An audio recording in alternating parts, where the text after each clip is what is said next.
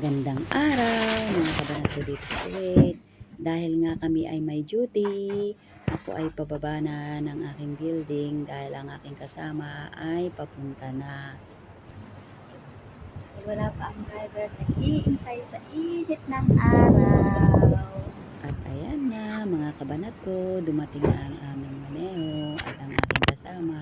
At ngayon pupunta na kami sa aming customer. Dahil dumating na nga kami sa bahay ng aming customer, ay isa-isa na rin namin inayos ang aming mga design. Sa hindi nga pala nakakaalam dyan, ang aming trabaho ay isang home service salon. Kaya baka naman, order na! Pauwi na kami, galing sa trabaho. Hi! Yan ang gwapo naming driver. Driver! Diba?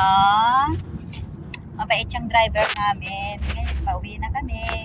Tapos na ang aming work for today. So, ngayon, kami ay bibiyahe na pauwi. Sa Please aming subscribe my YouTube channel, like and share. day. Salamat Bye! po.